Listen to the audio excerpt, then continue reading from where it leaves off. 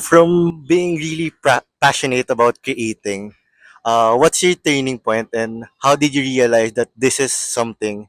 And from your vision, ano sa tingin mo yung nag-wake up sa'yo kung na you can be a full-time owner and this is something that really gonna work out, alam mo yan. Can you tell us more about that? Yung turning point ko is, yun nga, yung ang dami kong ideas na nalalagay sa Photoshop, mga designs, pero hindi approve sa dalawang kasama. So sabi ko, yun nga, what if gumawa ako ng sarili kong brand na ako yung masusunod, hindi ko kailangan ng approval ng iba. Sa designs, ako rin bahala. Tas timeless yung designs, hindi puro graphic designs, diba? Tapos, ayun, dun ko na-realize na pwede siya.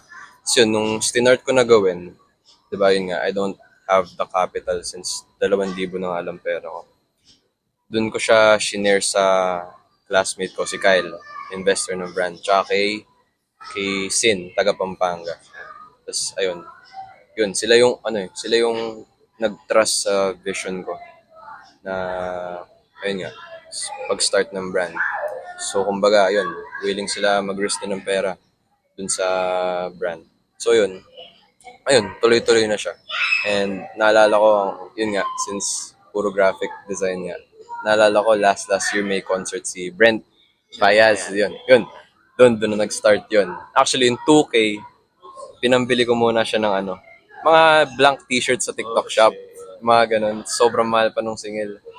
Tapos, naganap na lang ako ng direct to garment na printer.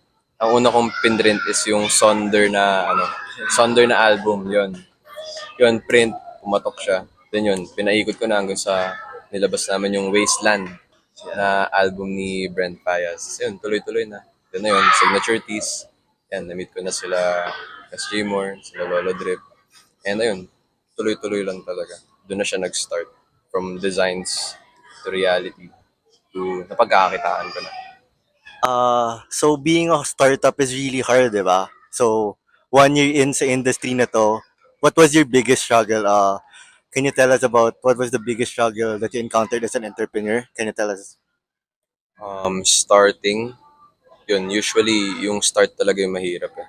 Kasi yun nga, wala akong connections, wala akong mentors, wala rin akong capital to start with. Buti may nagtiwala sa akin. Pero, ayun nga, yung tatlong yun yung struggle ko. Tapos, isa pa, ayun, actually may isa pa akong struggle is yung poor management ng business. Naalala ko nung grade 12 ako.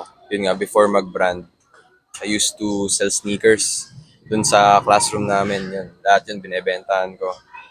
Siguro kumita ako dun, let's say 15K. Pero ang mali ko dun, ginastos ko lahat. So, dama yung capital. Wala na akong money na papaikutin. So yun, actually, ganun din siya nung sa first year ng brand. Parang, yun nga, pag may nakita na akong pera, luho agad. Bago sapatos agad, bagong damit agad. So yun, parang I can admit na bumagal nga yung growth ko as a negosyante dahil dun sa bad habits na yun, sa poor management na yun. Ayun, yun yung mga struggles ko.